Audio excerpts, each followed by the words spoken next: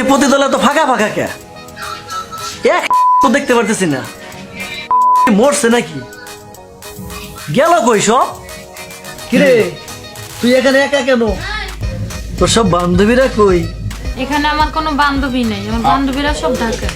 ও তাহলে তুই এখানে আসার আগে ঢাকায় খ্যাপ মারতি খ্যাপ মারবো কেন, আমি ঢাকায় পড়াশোনা করি।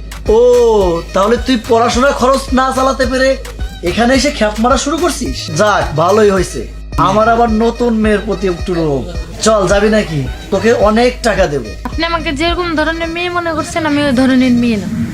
ও বুঝছি তুই এ ধরনের মেয়ে না তাহলে তুই কি গোবরে ফোটা পদ্ম ফুল এখানে প্রতিতলার মেয়েদেরকে সরিয়ে সরে ক খ এবিসিডি পড়াতে এসেছিস আমি এই পাড়ায় এই দিনে প্রতি বছর বেড়াতে আসি। কেন রে এটা কি কক্সবাজার নাকি রাঙামাটি যে তুই এখানে বেড়াতে আসিস আসলে আমার মা এই পাড়ার একজন বাড়িওয়ালি।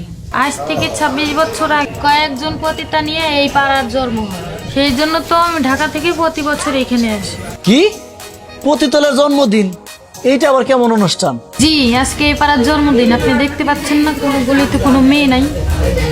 আসলেই তো এর আগে যতবার আসছি কত মেয়ে না কত সাইডে দাঁড়ায় থাকতো আর এর আগে তো কত মেয়ে আমার ধরে টানাটানি করছে কিন্তু আজকে কোনো দেখতে পারতেছি না ওরা গেছে কই এই যে আপনাকে বললাম না আজকে এই পাড়ার জন্মদিন, এখানে আবির খেলে, রং খেলে, নতুন পোশাক পরে, মদ খায়, নাচানাচি করে, আর কত কিছু করে। তাহলে তুমি আমাকে ওইখানে নিয়ে চলো দেখে আসি প্রতিতলার জন্মদিনের অনুষ্ঠানে মেয়েরা ওইখানে কি করে তাহলে তুমি আমার নিয়ে চলো ওইখানে আসি।